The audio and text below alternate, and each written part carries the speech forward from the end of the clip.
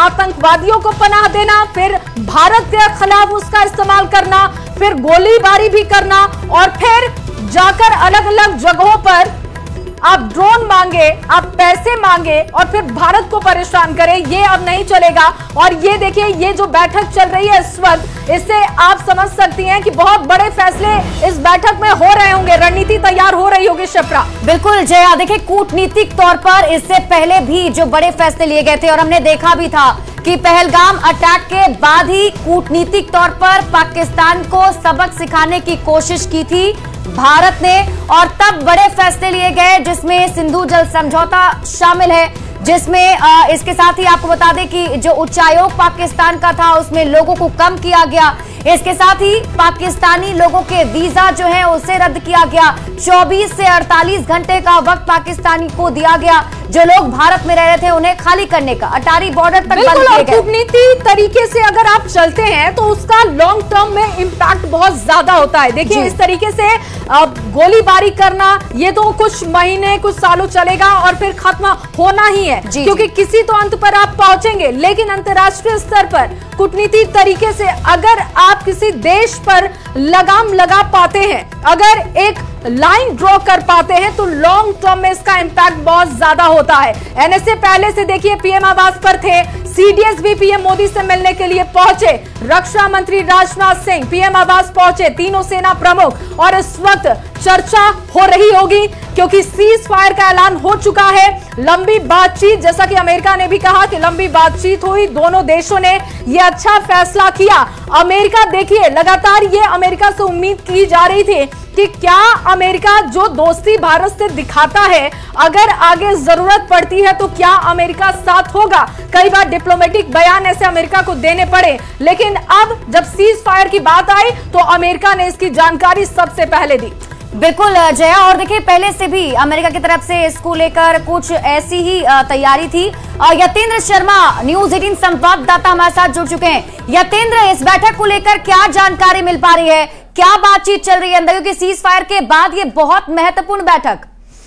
देखिए, बिल्कुल संघर्ष विराम के ऐलान के बाद ये बैठक प्रधानमंत्री आवास में हो रही है। इसमें तीनों सेनाओं के प्रमुख, सीडीएस, रक्षा मंत्री राजनाथ सिंह, विदेश मंत्री एस जयशंकर और एनएसए अजीत डोभाल इस बैठक में मौजूद हैं। और आने वाले, क्योंकि सीज फायर का ऐलान हो चुका, तो ऐसे में अब आगे क्या कदम उठाए जाएंगे, किस तरह से भारत राष्ट्रीय सुरक्षा के मुद्दे को आगे, जो बॉर्डर पर जो स्थिति है, एलओसी पर जो स्थिति है, उसको किस तरह से अब आगे कायम रखना है या आतंकी गतिविधियां ना, क्योंकि इससे पहले ही दोपहर में एक बड़ा डिसीजन भारत सरकार ने लिया था कि अगर आगे किसी भी तरह की कोई भी आतंकी घटना होती है तो उसे युद्ध की तरह ही उसे लिया जाएगा और जवाबी कार्रवाई भी युद्ध के हिसाब से ही की जाएगी। ये बड़ा ऐलान भारत सरकार की तरफ से आज मीटिंग में हुआ था। और अब क्योंकि संघर्ष विराम का ऑफिशियल ऐलान हो चुका है, तो ऐसे में आगे क्या रणनीति रहेगी, उस रणनीति यतेंद्र आपसे ये भी समझना चाहेंगे, क्योंकि सैन्य कार्रवाई तो अब क्योंकि खत्म हो गई है और ये समझौता हो चुका है,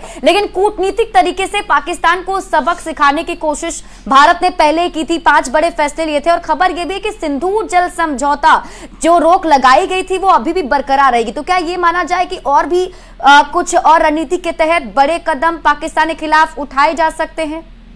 देखिए, बिल्कुल, ये जब संघर्ष विराम का ऐलान किया गया तो भारत सरकार की तरफ से साफ किया गया कि जो 23 अप्रैल को जो फैसले लिए गए थे वो आगे भी जारी रहेंगे।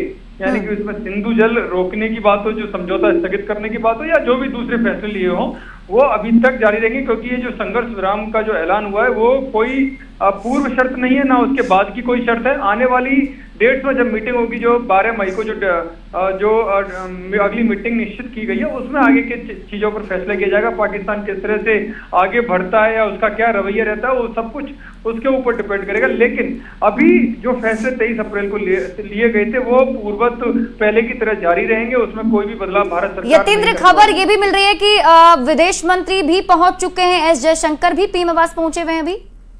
देखिए, मैंने यही बताया कि विदेश मंत्री एस जयशंकर, रक्षा मंत्री राजनाथ सिंह, तीनों सेनाओं के प्रमुख, सीडीएस और अजीत डोभाल इस बैठक में हैं। और इसके अलावा आईबी और रॉ के जो चीफ हैं वो दोनों भी इस बैठक में, क्योंकि ये बैठक काफी महत्वपूर्ण है संघर्ष विराम के ऐलान के बाद। और इससे पहले जब दोपहर में जब बैठे तो उसमें एक बड़ा फैसला हुआ था कि अब कोई भी आतंकी घटना होगी तो उसे युद्ध की तरह ही देखा जाएगा और उसी तरह से जवाबी कार्रवाई की जाएगी। उस वक्त भी ये सभी लोग मौजूद थे और क्योंकि कूटनीतिक बात करेगा एस जयशंकर इसमें इस बैठक में मौजूद है, तो किस तरह से विदेशों में पाकिस्तान के खिलाफ जो प्रूफ मिले थे वो विदेशी जो दूसरे देश हैं उनके राजनयिक हैं, उनके विदेश मंत्री हैं, उन सबको भारत की तरफ से बड़ी मजबूती के साथ साझा किया गया था। और ये शायद उसी का कारण है कि पाकिस्तान अपने घुटनों पर आ गया और उसकी जो नापाक साजिश थी वो बिल्कुल। और यतेंद्र देखिए, भारत ने तो हर प्रेस ब्रीफिंग में जानकारी दी कि कैसे वो पाकिस्तान के खिलाफ कार्रवाई कर रहा है, सबूत भी पेश किए गए और आज की भी प्रेस ब्रीफिंग में ये बताई गई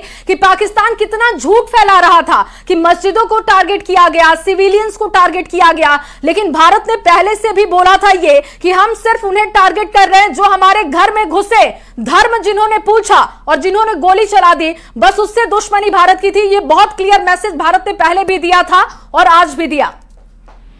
देखिए, बिल्कुल भारत की तरफ से साफ कर दिया गया था कि जो भी आतंकी घटना हुई और जो उसके जड़ों में है उनको भारत किसी भी हालत में नहीं छोड़ेगा। और जो स्ट्राइक हुई वो पहली बार ऐसा हुआ कि पाकिस्तान के इतने अंदर जाकर ये स्ट्राइक की गई, केवल पीओके में नहीं थी, ये पाकिस्तान के 100 किलोमीटर अंदर जाकर ये स्ट्राइक की गई। और जहां पर आतंकियों का गढ़ था, जहां ट्रेनिंग कैंप चल रहे थे, उनको खत्म करने का काम भारतीय सेना के जवानों ने किया। और यही और जब ये सच्चाई दुनिया के सामने आई तो जो टेरर के जो 9 गढ़ थे यानी कि 9 कैंप चल रहे थे उनको पूरी तरह से तबाह किया गया। और भारतीय सेना ने इस बार अपनी ताकत भी दिखाई कि अगर आतंक या उनके आका जहां भी बैठे होंगे उन्हें भारतीय सेना किसी भी हालत में नहीं छोड़ेगी। बहुत शुक्रिया यतेंद्र, तमाम जानकारी के लिए, अपडेट करने के लिए। लगातार देखिए ये बड़ी खबर आपको दे रहे हैं कि राजनाथ सिंह पहुंचे पीएम आवास, तीनों सेना प्रमुख पहुंच चुके हैं और एनएसए पहले से पीएम आवास पर पहुंच चुके हैं, पहले से वो मौजूद है वहां पर, क्योंकि ये बैठकों का दौर बहुत लंबा चल रहा है। लगातार जब बैठकें हो रही हैं तो समीक्षा की जा रही है, चर्चा की जा रही है, कैसे आगे बढ़ना है, क्या तैयारी होनी चाहिए। फिलहाल सीज फायर का ऐलान हो चुका है, लेकिन पाकिस्तान परेशान करेगा तो पाकिस्तान का इलाज कैसे करना है, लॉन्ग टर्म में कैसे चलना है भारत को, इसकी चर्चा इस बैठक में जरूर हो रही होगी। देखिए, भारत और पाकिस्तान के बीच शाम 5 बजे से सीज फायर लागू हो गया है। विदेश मंत्रालय ने इसकी आधिकारिक पुष्टि भी की है और विदेश सचिव विक्रम मिस्री ने प्रेस ब्रीफिंग में बता दिया है कि भारत ने अपनी शर्तों पर, इस पर आप ज्यादा ध्यान दीजिएगा कि भारत ने अपनी शर्तों पर इस सीज फायर के लिए सहमति दी है।